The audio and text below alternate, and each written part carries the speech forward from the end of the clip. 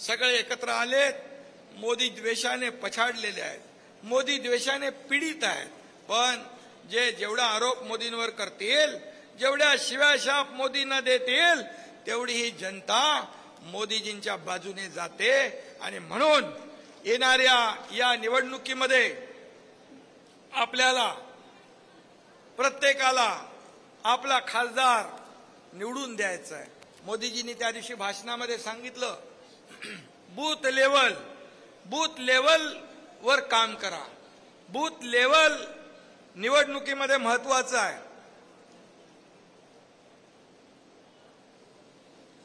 त्यामुळे आपापले बूथ जे आहेत ते आपण स्ट्रॉंग ठेवा. आपल्या बूथवर काम करा. तुमच्या बूथवर किती उन्हाळा आहे, गरमी आहे, तरी सुद्धा आपल्या बूथवरची माणसं सकाळी सकाळी मतदानाला आणण्याचं काम करावं लागेल. कारण मतदान जास्तीत जास्त होणं गरजेचं आहे.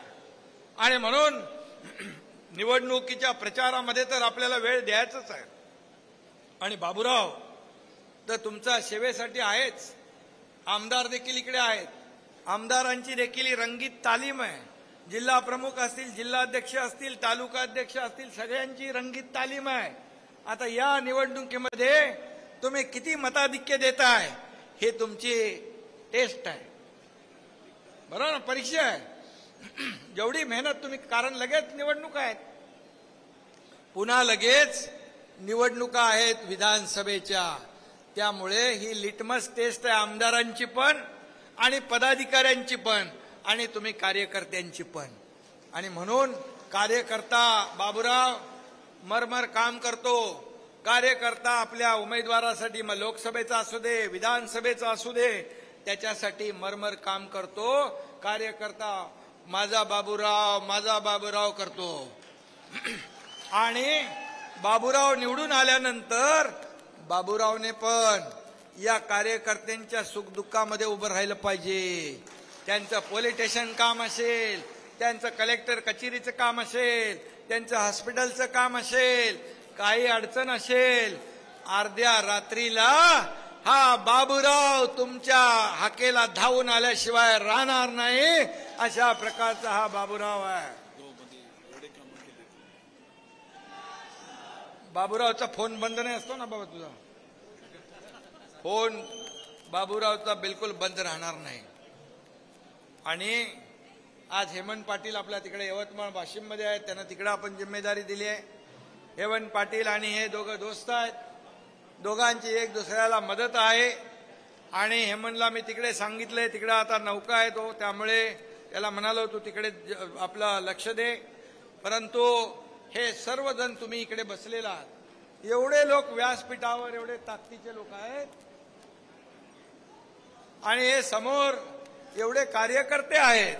हे कार्यकर्ते भिडले ना तर समोरच्याचं डिपॉझिट गुल झाल्याशिवाय राहणार नाही. आणि म्हणून बघा, आपण पेनगंगा नदीवर पुलाच्या बांधकामासाठी 7 ब्रिज केलेत, 350 कोटीचे. त्याचबरोबर हे कुठलं रे बाबा, पुलाची नावं आहे, साप्ती ते दिवट पिंजरी 55 कोटी, भाटेगाव ते कारखेड 55 कोटी, वाकी ते तळणी पुलाचं काम 25 कोटी, कवठा ते 30 कोटी, वाणेगाव ते तिवरंग पुलाचं काम 30 कोटी, धोत्रा ते देवसरी पुलाचं काम 60 कोटी, बाबनी फाटा ते तळणी सिमेंट रोड 105 कोटी, आणि हदगाव बसताना गाळ्याचं बांधकाम होतंय. 30 बेडचे 2 ग्रामीण रुग्णालय आपण मंजूर केलेत, 2 प्राथमिक आरोग्य केंद्र मंजूर केलेत. त्याचबरोबर उच्च पातळी बंधारे 7 आपण केलेत. 1,500 कोटींचे. कधी झाली होती एवढी कामं? 2.5 वर्षात मागच्या सरकारमध्ये झाली होती, राजू झाली होती. 2.5 वर्षात मागच्या आपल्या मागच्या 2.5 वर्षामध्ये बिलकुल कामं नाही झाली. आणि म्हणून आता आपल्याला काम करायचं. निधी जेवढा पाहिजे तेवढा तुमच्या मतदारसंघामध्ये आपल्या सरकारकडून दिला जाईल. आता तुम्हाला MIDC देतोय, MIDC संतोषकडे मिळतीये, MIDC याला पण पाहिजे. उद्योग मंत्री MIDCची मंजूर याची मंजूर करू आपण MIDC,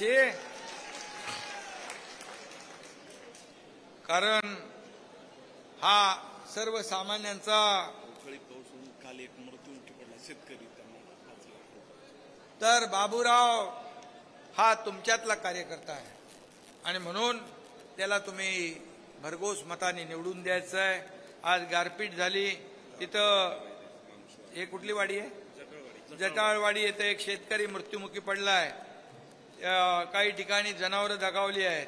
त्यांचे पंचनामे त्वरित करण्याच्या सूचना मी दिलेल्या आहेत आणि जो माणूस मेला मृत्युमुखी पडलाय त्याला 5 लाख रुपयाची निधी देखील आपण सरकारकडून देऊया. शेवटी हे सरकार जे आहे सर्वसामान्यांचं आहे, हे आपलं सरकार आहे. हा मुख्यमंत्री हा तुमच्यातलाच मुख्यमंत्री आहे, एक सर्वसामान्य कुटुंबातला आहे. मला एकच आपल्याला मी सांगतो की मी कालही कार्यकर्ता म्हणून काम करत होतो, आजही कार्यकर्ता म्हणून काम करतोय आणि उद्याही कार्यकर्ता म्हणूनच काम करणार आहे. आणि म्हणून